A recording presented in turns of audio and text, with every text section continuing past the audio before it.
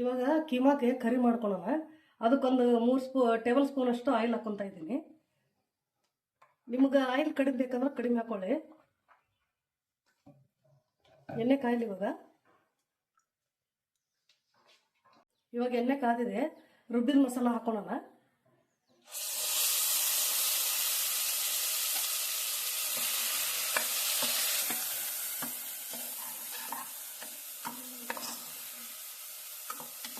ಎಣ್ಣೆಲೆ ಹಸಿ ವಾಸನೆ ಹೋಗುತ್ತಲ್ಲ ಹುರಿಬೇಕು.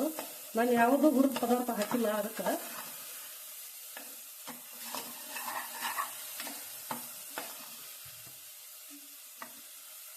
ಇವಾಗ ಮಸಾಲೆ ಎಣ್ಣೆ ಬಿಡ್ತಾ ಇದೆ.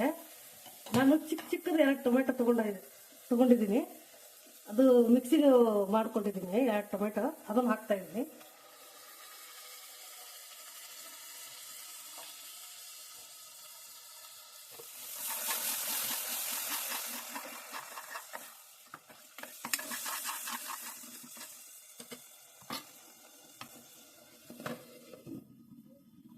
ಸ್ವಲ್ಪ ಎಣ್ಣೆ ಬಿಡು ತನಕ ಬೇಯಿಸೋಣ.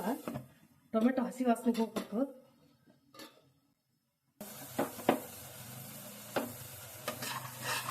ಇವಾಗ ಇದು ಮಸಾಲೆ ರೆಡಿ ಆಗಿದೆ. ಇದಕ್ಕೆ ನಿಮ್ಗೆ ಎಷ್ಟು ಬೇಕೋ ಅಷ್ಟು ನೀರು ಹಾಕೊಳ್ಳಿ. ನಾನು ಉಂಡೆ ಮುಳುಗುವಷ್ಟು ನೀರು ಹಾಕ್ತಾ ಇದ್ದೀನಿ. ನಿಮ್ಗೆ ಎಷ್ಟು ಗ್ರೇವಿ ಬೇಕೋ ಅಷ್ಟು ಮಾಡ್ಕೊಳ್ಳಿ. ಇವಾಗ ರುಚಿಗೆ ತಕ್ಕಷ್ಟು ಉಪ್ಪು ಹಾಕ್ತಾ ಇದ್ದೀನಿ. ಕೀಮಕ್ಕೂ ಉಪ್ಪು ಇರುತ್ತೆ, ಅದಕ್ಕೆ ನೋಡಿ ಹಾಕೊಳ್ಳಿ ಉಪ್ಪು.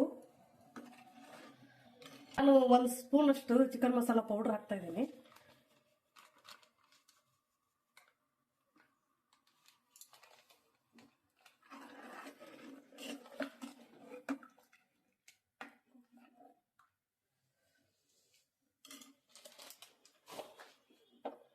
ನೀರು ಕುದಿ ಬಂದಾಗ ಬೌಲ್ಸ್ ಹಾಕೋಬೇಕು. ಚಿಕನ್ ಬೌಲ್ಸ್ ಕುದಿ ಬರಲಿ ನೀರು ಸ್ವಲ್ಪ ಹೊತ್ತು.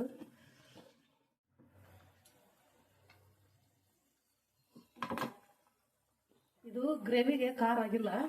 ನಾನು 1 ಸ್ಪೂನ್ ಅಷ್ಟು ಕೆಂಪು ಖಾರ ಹಾಕ್ತಾ ಇದ್ದೀನಿ. ನಿಮ್ಗೆ ಎಷ್ಟು ಬೇಕೋ ಅಷ್ಟು ಹಾಕೊಳ್ಳಿ. ಆಗಿಲ್ಲ ಅಂತ ಹಾಕ್ತಾ ಇದ್ದೀನಿ ನಾನು. ಇವಾಗ ಕುದಿತಾ ಇದ್ದಾವೆ. ಬಾಲ್ಸ್ ಹಾಕೊಳ್ಳೋಣ. ಕೀಮಾ ಬಾಲ್ಸ್ ಎಣ್ಣೆಗೆ ಕರಿದಾಗಿದೆ. 1-2 ನಿಮಿಷ ಬೇಯಿಸಿದ್ರು ಸಾಕು.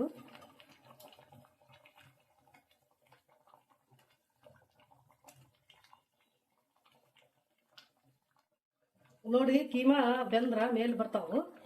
ಕೆಳಗಡೆ ಕುಂತಿರ್ಲ ಬಾಲ್ಸ್ ಮೇಲೆ ತೆಲಾಡ್ತಾ ಇದ್ದಾವೆ ಸಾರು ಮೇಲೆ. ಇವಾಗ ಮೇಲೆ ಸ್ವಲ್ಪ ಕೊತ್ತಂಬರಿ ಸೊಪ್ಪು ಹಾಕೊಂತ ಇದ್ದೀನಿ. ಇವಾಗ ಚಿಕನ್ ಕೀಮಾ ಕರಿ ರೆಡಿ ಆಗಿದೆ.